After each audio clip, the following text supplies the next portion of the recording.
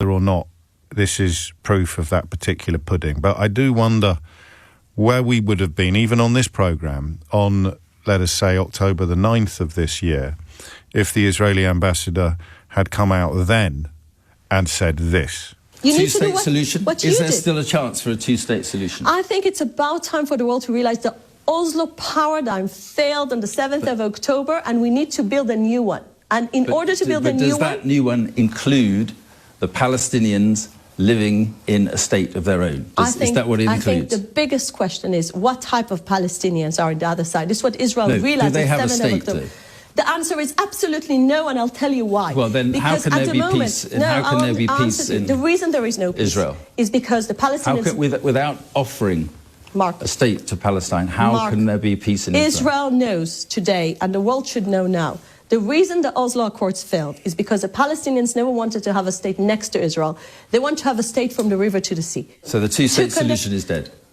Why are you obsessed with a formula that never worked, that created this radical people in the other side? Why are you obsessed with that?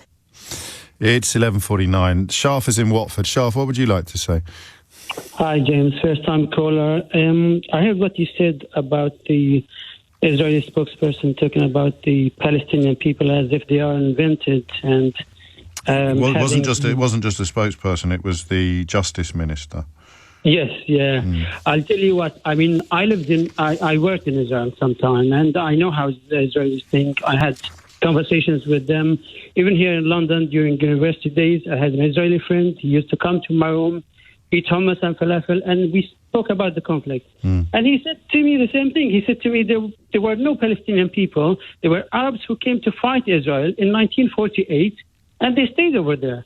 So that's what they believe. I think. Well, that's what the people you've spoken to believe, and it's what people like Bezalel Smotrich believe. But I can't let you suggest that that's a popular view in Israel, because so many people prove that it isn't. Up to and including somebody like Yitzhak Rabin, one of the most successful politicians in that country of the modern era. It just doesn't stand up to scrutiny. But it's clearly a belief that is held quite widely. But you can't come on the radio and say they all think that, Shaf. You must have...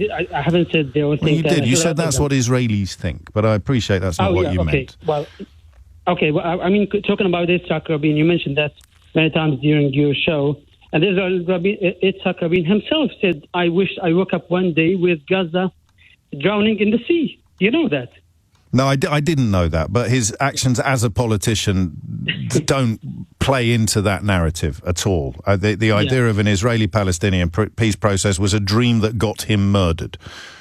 Yes, that is correct. I know he was murdered by extreme Israeli Jews, but I mean... And the man who made the speech about Palestinians being invented called for that assassination to take place and is now Justice Minister. These are the moments where I wonder what people listening who've held very strong views on this subject, I wonder what they do with this knowledge, Shaf. How do you deal with the knowledge that the bloke who called for the assassination of Yitzhak Rabin, and who boasted about having nicked a hood ornament from his car, and who has a conviction for incitement to racial hatred, and who was a member of an organisation that was subsequently proscribed for being a terrorist organisation, and who has offered up the most full-throated support for violent settlers in the West Bank, isn't just an Israeli politician. He isn't just in the Knesset.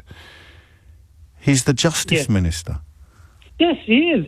And you know what? The West and Britain and the USA said they're going to ban the extreme Israeli settlers. Why don't they ban those ministers? Why don't they just apply the same sanctions they applied in Russia? And you know, in the case of Bezalel Smotrich, they might have to. I suppose you'd have to prove he'd actually been violent himself rather than just, a tool of violence or supportive of violence. But but anyway, don't let the perfect be the enemy of the good.